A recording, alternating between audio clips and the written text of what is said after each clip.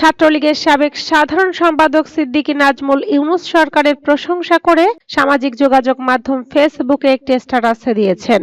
আমাদের সরকারের সময়ের চাইতে এবারের রমজানে তেমন লোডশেডিং হয়নি। সিদ্দিকী নাজমুল উল্লেখ করেছেন যে শালারা লুটপাট করে দলটাকে শেষ করলেন। অতিরঞ্জিত অতি কথনে টেলিসামাদ স্টাইলে রাজনীতিকে জোকারিতে পরিণত করলেন। তাদের বিরুদ্ধে লিখলেই এক দলের জ্বালা উঠে এভাবে যে এখন ঐক্যের সময়, এখন এগুলো লেখা যাবে না, আবার ক্ষমতায় গেলে এসব নিয়ে আলোচনা করা যাবে। মোট কথা, তাদের কথা হলো আমরা তাদের পক্ষে লিখে তাদের সব হালাল করব, আমরা আমাদের পরিবার জীবন দিব, আর তারা সুটেড বুটেড হয়ে আবার আমাদের নেত্রীর চারপাশ দখলে রাখবেন। তিনি লেখেন, অনেকদিন নিঃশ্বাস বন্ধ রেখে চুপ থাকলাম, কিন্তু আমার মাথায় আসে না আমাদের নেত্রী ঘরে ঘরে বিদ্যুৎ পৌঁছানোর লক্ষ্যে বিদ্যুৎ সেক্টর অভূতপূর্ব উন্নতি সাধন করেছেন, কিন্তু আমাদের সরকারের সময়ের চাইতে এবারের রমজানে তেমন লোডশেডিং হয়নি। তার মানে হলো প্রধানমন্ত্রীর চোখ ফাঁকি দিয়ে বিদ্যুৎ চোর বিপু এবং কিছু বিদ্যুৎ চোর আমলাদের সমন্বয়ে কৃত্রিম লোডশেডিং তৈরি করত এবং নিজেদের পছন্দের পাওয়ার প্ল্যান্ট ব্যবসায়ীদের রমরমা একচেটিয়া ব্যবসা করার সুযোগ করে দিয়ে সিন্ডিকেট করে কমিশন কামাতো।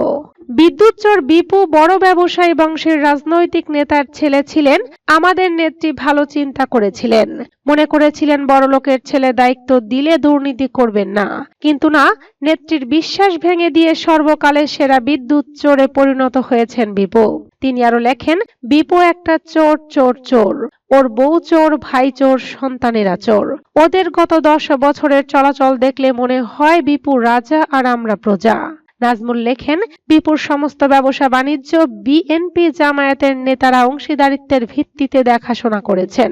বিপুরা ক্ষমতা এবং টাকার কারণে নিজেদের ঈশ্বর মনে করতেন। তিনি পোস্টে লেখেন, চরিত্রহীন লম্পট পরিবার বিপুর পরিবার। ওই পরিবারের পুরুষদের চাইতে নারীরাও পিছিয়ে নেই। এই চোরের চুরির কারণে এবং বিপুর কেরামতিতে রাজনীতিকে রাজপথ থেকে এসি রুমে নিয়ে চলে গেছে 5 স্টারে নিয়ে গেছেন রাজনীতিকে, ছাত্র যুবক শ্রমিক থেকে কর্পোরেটে নিয়ে গেছেন। ফলশ্রুতিতে আমরা ধ্বংস হয়েছি, আর মুসলমানরা ফিলিস্তিনিদের রক্ষার জন্য যেমন আবাবিল পাখির অপেক্ষায় বসে আছেন, আর আমরা আওয়ামী লীগের লোকজন শক্তিশালী কিংবা প্রতিবেশী রাষ্ট্রের অপেক্ষায় বসে আছি যে তারা আমাদের দেশে ফিরিয়ে নিয়ে যাবে। পোস্টে তিনি আর উল্লেখ করেন, এলাকার রাজনীতিতেও বিপু জিরো। পুরো রাজনীতিটা করেন ওইখানে শাহীন চেয়ারম্যান। অত্যন্ত জনপ্রিয় কর্মী বান্ধব দুঃসময়ের শাহীন চেয়ারম্যানের সাজানো বাগানের মালিক হলো বিপু। অথচ শাহীন চেয়ারম্যানের মতো পুরনো মানুষের সঙ্গে উপজেলার সাধারণ সম্পাদক বানিয়েছেন বিপুর ব্যক্তিগত সহকারী এক ইয়ো বয়কে।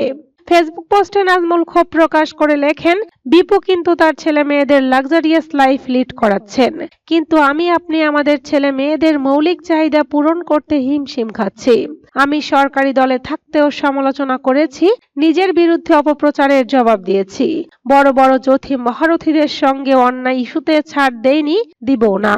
নেত্রী জীবিত যতদিন থাকবেন ততদিন রাজনীতি করার চেষ্টা করব। আমার স্পষ্ট অবস্থান থেকে নেত্রী যেদিন থাকবে না সেদিন থেকে আর রাজনীতিও করব না।